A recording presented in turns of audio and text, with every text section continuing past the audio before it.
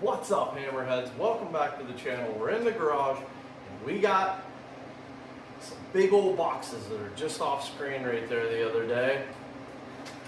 New wheels for the car. So let's get this thing jacked up. These are some spicy fitment wheels. I think I did all my math right, so let's find out.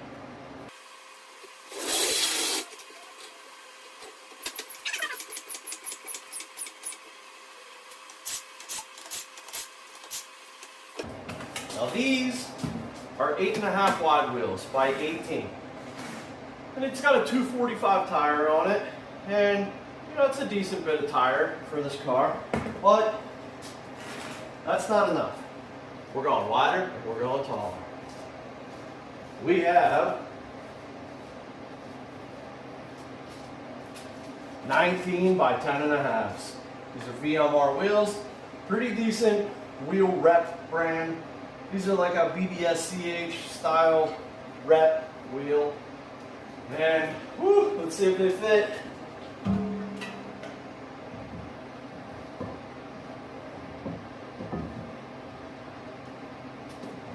They're on. This inside fitment was what I was worried about, and they cleared. Not by a lot, but they cleared. Duh.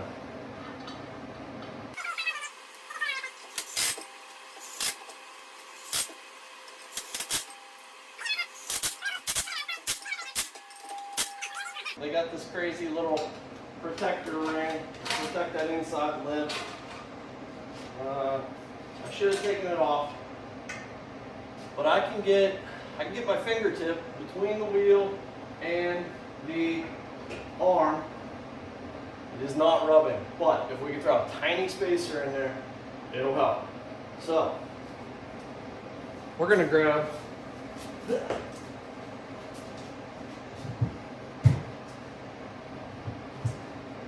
a handy dandy log to throw under this wheel, let the car down.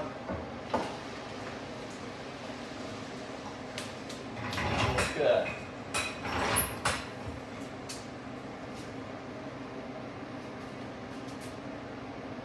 We are perfectly flush with the fender right here. So this is about as wide a wheel as we can get on this car. But they fit. They're gonna fit. This car's gonna get lowered, and when these cars lower, they camber in a little bit. And a little bit of camber is gonna help us. It'll lean the top of that knuckle in just a little bit, couple degrees, which will get us, you know, lean in there a little bit better. We're gonna do a stretched tire on this wheel. Like I said, this is a 10.5 wide wheel. We could go up to like a 285 tire. You might even be able to get a 295 tire onto a wheel this wide, but we're not going that wide. We're gonna go with a 265 probably. And if you don't know what a stretched tire is, the sidewalls of this tire are basically square. They might lean in a tiny, tiny bit. You know, from wheel lip to tread is a tiny lean in, not much at all. We're gonna go with a wheel that's 2 inches wider than this, but a tire that's only about an inch wider than this. So the sidewall is gonna lean in about a ½ inch more than this one appears to. And that'll give us room to tuck a tire up in this fender well. We might have to roll this fender lip a tiny bit to get these Audis, if you know about them, this wheel lip in here is already pretty flat. There's not like, it's pretty tucked up in there. But we could roll this just a little bit, you know, tuck that lip a tiny bit more. Well, we're gonna do a stretched 265 on this wheel. We're gonna lower the car about 1.5 inches. And that should leave us just a little bit of a gap, a nice streetable fitment, but I could not help myself. I had to get these wheels bolted on here and see how much clearance we had on the inside. And guys, it's not much. It is not much at all. It's not hitting. It's not hitting. So it's okay. But if we could get like maybe a 3mm spacer on that inside, it would probably gain us just a little bit more room, make me feel a little bit more comfortable. But we got plenty of clearance on our brakes. I'll show you this fitment. With me. So a little bit better view of the wheel. Look at that monster truck ride height. We're gonna get rid of that. But these wheels popped up on eBay for a smoking good deal. I had to snag them up. The color on the paint, you know, maybe would have liked the wheel to be a tiny bit darker, but with all the carbon fiber that's on this car, that's filthy dirty right now. Mirrors, lip, couple wings on the back there, all carbon. I wanted to do like a carbon or like a titanium color wheel to go with the accents on this car. I think it's gonna work. The paint and the wheel, I might not be super in love, but it's gonna work. So I don't even know if we can get you guys a view in here, but yeah, see this knuckle right here? See how my finger won't even slide in there? I'm getting the tip of my finger in there, but she is tight. And looking straight down the fender, that wheel is basically, you know, dead flush. See the face of the wheel? Watch it disappear. Bam, just as we hit the edge of the fender. So this is a 10.5 wide, and if you own one of these A5 or A4s, either a B8 or a B8.5 series from, I think it's 2009 clean to like 2017 or something, I think, anywhere in that range, about a 10.5 wide wheel is all you are going to fit. Now, and this knuckle in here, you know, we have to clear that with our tire and everything. So a little bit of a stretch tire, maybe a tiny spacer on the inside, and we are going to be super good shape. But that wheel looks mega sick on there. I love it so much. That's gonna look great. So let's leave that sitting on that log where it is. Throw a back one on. All right, so before we throw a back wheel on, I actually got the jack and a different log under the wheel to try to cycle that suspension up and see, like, mimic where it's going to be, where it's lowered. If I do lowering springs, they lower the car around 1.5 inches. That's what I'm kind of hoping for on this car. And I wanted to see how much this wheel was going to cycle in and how much it was going to camber in. Now, you know, the car is, you know, on an angle, so I'm trying to hold my phone on an angle, but see how the top of the wheel is like tucking in now? Just jacking that wheel up a little bit, that top of that wheel cambers in like that when the suspension cycles. So camber is just how much the wheel is leaned in or out. Negative camber is the top in, positive camber is top out. You would never want positive camber on anything. Negative camber, top of the wheel leaned in a little bit, like 2 to 3 degrees is awesome for a daily drivable, like trackable fitment. Any more than that, and you're stupid. Stance cars, not my thing. But remember how the top of that wheel was sticking out? And now it's in. So we're definitely going to tuck that tire right up in there.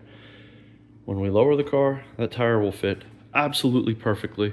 And like I said, we can maybe even throw a tiny spacer on it, which is totally fine. So let's get a back one on, see what that looks like. One more thing before we go to the back. That wheel is hanging in the air right now, nothing under it. Look at that suspension droop. That's why these cars handle so good. It's because the suspension on this car has probably 7 inches of travel, more than 6 inches of total travel, maybe even closer to 8. Your Honda isn't going to do that. Your Nissan isn't going to do that. You have so much less travel than this on a normal McPherson strut style car. And I know I'm going full dork mode on this, but see these two arms up in here? This big crazy knuckle, and there's arms down low too. You can't see them, but there's arms down low.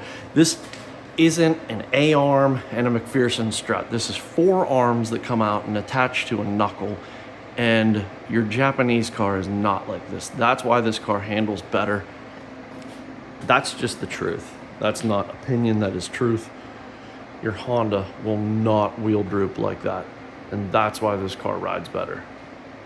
Just so you know, the German engineering is actually better. All right, there it is. Both sides on, or both wheels on. Sitting on some logs under the wheels just to kind of like get it sitting on its own weight. And that monster truck ride height's gotta go. But I think the wheels look super sick. I'm really, really happy with the way they look. And if you look on the back, that wheel is already cambered in, so we're gonna be able to get, man, we'll be able to get like at least a 5 mil spacer in the back, maybe more, somewhere right around 5 mil. The back of these cars already has some camber. You can see it there. See the face of the wheel? I'm holding the felt level. See the face of the wheel leaned in at the top? So the back of these cars already has some camber. And there's eccentric bolts in the back that we can get rid of a little bit if we need to. When we get this thing to an alignment shop, we can get rid of a little bit of that camber. But we're gonna lower that. I think we're gonna lower the car like 1.5 inches. Let me grab a tape measure. So right now, we've got way too much ride height, about 4.5 inches, even a little bit more, 4 5/8 inches.